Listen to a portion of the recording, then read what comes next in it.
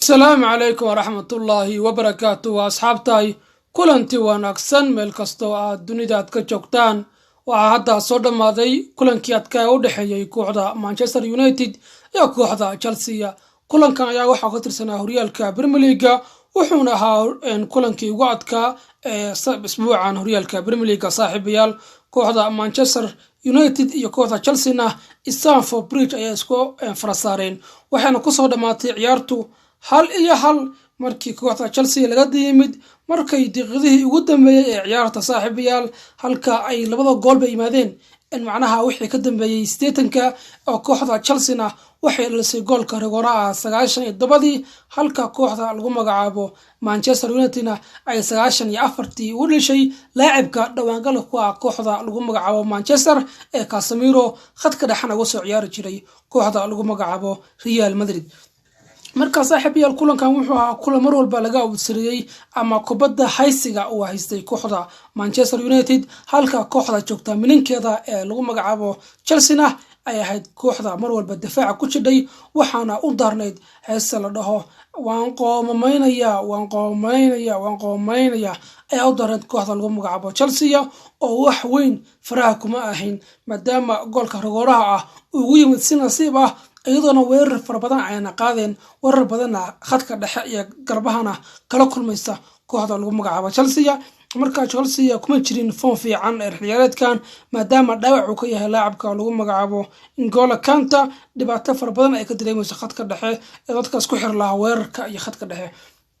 marka kooxda Chelsea oo macnaha faa'iido darro u aragta in laacibka Kante ka maqan yahay wax awooda iyo wax saameyn kuma lahayn kulankii hadda soo dhamaaday ee u dhaxeeya Manchester United iyo kooxda Chelsea marka saaxiibayaal dhibaatada far badan ee kulankan ka dhashay waxa kamid ahaa laacibka lagu magacaabo Rafael Varane ee daafaca ugu ciyaara kooxda Manchester ayaa oohin kala baxay garoonka maadaama uu soo gaaray dhaawac xanuun badan waxaana foodan ugu saayay bisha soo socota ee November koobka adduunka ee lagu qaban doono dalka Qatar marka laacibkan Rafael Varane ayaa asagoo oohinaya ama oohin muruga ka muuqato ilintana cishan way iska baxay garoonka Stamford Bridge ee ku dheelisay kooxda Chelsea iyo Manchester laakiin waxa la sheegay laacibkan inuu ka maqnaan doono ama uu afkar u saaran yahay inuu seego koobka adduunka sanadka ka dhici doona dalka Qatar bisha November marka laacib walbana waa uu neceb yahay inuu ka haro koobka adduunka maadaama uu yahay koob taariikhi ah oo laacibkii macnaha ku soo muuqda koobkaas uusan koob kale u dhibanayn maadaama afartii sanaba mar la ciyaaro koobka adduunka saaxiibayaal marka Rafael Varane waxay u ahayd kulankan mid murugo leh mid xanuun badan uusan ka soo kaban karin dhibaatada ka soo gaadhay garoonka Stamford Bridge maadaama dhaawac xanuun badan uusan maleynin uu ka soo gaaray saaxiibayaal marka waxa moodaysa Rafael Varane inuu iska harayo koobka adduunka xulka Faransa taas waxay ku tahay dhabarjar maadaama uu yahay laacib ama daafac muhiim u ah xulka Faransa oo ay sanadkii 2018 uu kamid ahaa laacibadii ama daafacyadii ay ku soo qaadeen koobka adduunka xulka Faransa saaxiibayaal marka xulka Faransa waa loo yaabaa koobka adduunka hadii uu iska waayo laacibka lagu magacaabo Rafael Varane saaxiibayaal kulankan Manchester iyo Chelsea ma ahayn kulan xamaasad leh ama kulan lagu raaxaystay ma ahayn waxa uu ahaa kulan aan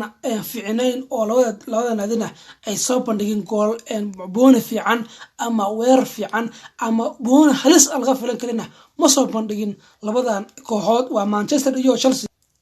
marka saaxiibayaal war la ogaaba waxa la yiri war la ogaaba ma lahan wax xamaasada ama war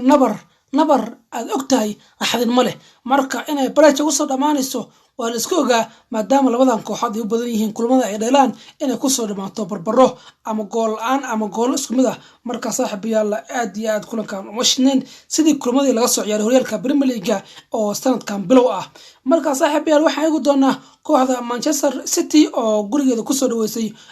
kooxda lagu magacaabo Brighton and Hove Albion 3-1 ay taday saaxiibayaal laacibka lagu magacaabo Erling Haaland oo sanadkan waxba laga qaban lahayd ayaa daqiiqadii 22aad gool ugu shubay kooxda lagu magacaabo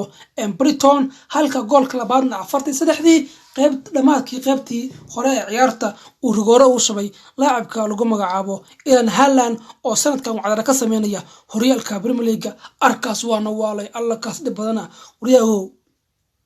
asxaabi ogaada 2000 sanadkii lasoo dhaafay xaagii lasoo dhaafay kabta dahabka ah ama goolilinta horyaalka Premier League waxaa lagu qaaday 23 gool sanadkan oo la marayo October intee ku qaaday ilaa inta Maria Moussa wuxuu marayaa 17 gool waxa ugu dhawan waa 6 gool kala ugu dhawan marka sanadkan dad badan waxa ay yaqaan ciyaaraha ka yaqaan waxay ay rajeynayaan ama isdaliyeen laacibka lagu magacaabo Erling Haaland inuu u qaado doono kabta goolilinta Premier League ee Europe 20 iyo wax ka badan 50 gool maadaama sanadka hore ay lagu qaaday 23 gool laakiin laba laab ay ku qaadi doonaan sanadkan kabta horyaalka Premier League saaxiibayaal kulankaasna waa soo dhamaaday waxaan kaloo eegi doonaa kulanka u dhexeeya Forest iyo Liverpool laga hayo lagu dhuftay saaxiibayaal waxaana ay isbuucii soo dhaafay ay kareysay kooxda lagu magacaabo Manchester City ayadoo Manchester City kareysay haddana maanta waxa qaraaday Forest oo hal ku qaraaday waxa muusa kooxda inay tahay koox mar walba gagabla ah oo koox weyn ku adkaysa kooxda lagu magacaabo Liverpool marka saaxiibayaal kulubada laga ciyaaray horyaalka Premier League inta saan ku soo gabeynaa saaxiibayaal asxaabay nabadgelyo